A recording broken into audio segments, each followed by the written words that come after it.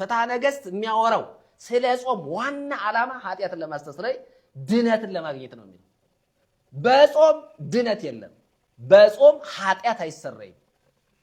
ይሄንን በደንብ አድርገን አስምረን እንናገራለን። መጽሐፍ ቅዱሳችን ለኃጢአት ስሬት ወይም ደግሞ ለዘላለም ድነት የሚያበቃ ጾም ነው አይደለም የሚለው። ድነት ያለው በክርስቶስ ኢየሱስ በማመን እንደሆነ በደንብ አድርገን ማየት እንችላለን። ክቡራት በእግዚአብሔር ስም እንደምን አላችሁ? ይህችን መልእክት ኮፒ ሊንክ ሼር በማድረግ ለሁሉም ታደርሱልኛላችሁ። ሰውየው የሚናገረው መጽሐፍ ቅዱስ የሚለውን ሁሉም እንዲያውቀው እንዲለየው ነው የምፈልገው። እኔ በቅድሚያ መጽሐፍ ቅዱስ ማለት በስሙ ብቻ ሳይሆን መጠቀም ያለብን በውስጥ ያለውን ተግባር ማወቅ አለብን። ሰውየው መጽሐፍ ቅዱስ ብሎ የሚጠራው ትክክለኛው መጽሐፍ ቅዱስ አይደለም። ለእርሱ እንዲመቸው በልብ ወለድነት የተጻፈ መጽሐፍ ቅዱስ እንጂ ትክክለኛው መጽሐፍ ቅዱስ መድኃኔዓለም እግዚአብሔር በነቢያት አድሮ ያናገረው ኋላም ሰው ሆኖ ያስተማረው እንደገና ሐዋርያት ያስተማሩት መጽሐፍ ቅዱስ አይደለም። የእርሱ የሚጠራው መጽሐፍ ቅዱስ ለምን ሲባል የእርሱ መጽሐፍ ቅዱስ ጾም አያስፈልግም፣ መልካም ስራ አያስፈልግም፣ ሁልጊዜም እንደተመቸን እንኑር የሚል ነው። ይሄ ልብ ወለድ ነው። እግዚአብሔር ደግሞ እንዲህ ብሎ አላስተማረም። በነቢያትም አድሮ እንዲህ ብሎ አላናገረም። ሐዋርያትም እንዲህ ብሎ አላስተማሩም። ማንኛውም በእግዚአብሔር ዘንድ ተወክሎ እግዚአብሔርን የሚያስተምር የእግዚአብሔርን ትእዛዝ የሚያስተላልፍ ሰው ጾም ኃጢአት አያስተሰርይም አያድንም ብሎ የተናገረም የለም። መጽሐፍ ቅዱስም እንዲህ የሚል አይገኝም።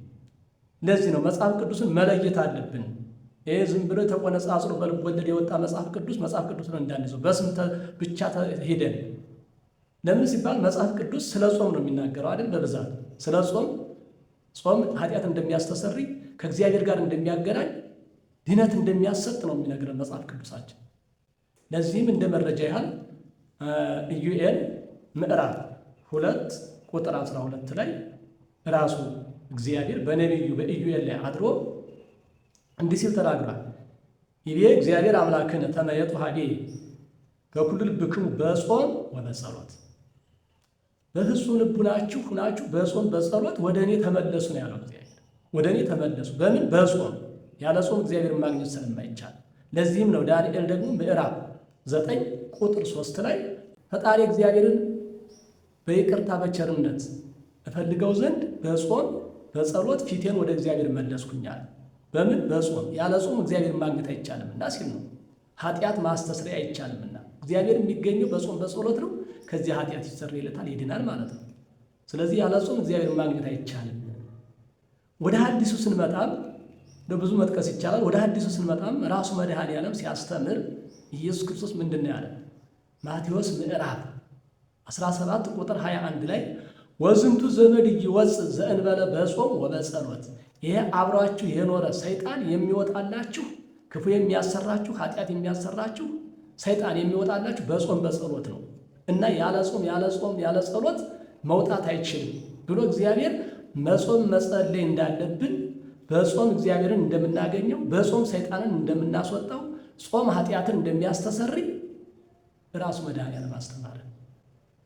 ይሄ ነው የእሱ መጽሐፍ ቅዱስ ማለት ይቻላል። አሁን እየተናገረ አባቶቻችን እኮ ፍትሐ ነገሥቱን እኮ ይህን አሁን እሱ ሳይገባው ሳያውቀው የሚናገረውን መጽሐፍ ቅዱስ ማነው ፍትሐ ነገሥት ያስቀመጡልን ከማንና ከማን አገናኝተው ነው? ከብሉይ ከሐዲሱ አገናኝተው ነው ስርዓቱን ሰርተው ያስቀመጡልን። እርሱ እንደሚለው ሳይሆን ማለት ነው። ትክክለኛውን መጽሐፍ ቅዱስ ጠቅሰው አንድ አድርገው ከብሉይ ከሐዲስ ፍትሐ ነገሥትን ሰርተው አስቀምጠውልናል። በአጭሩ ትእዛዝና ሕግ እንድንመራ ማለት ነው።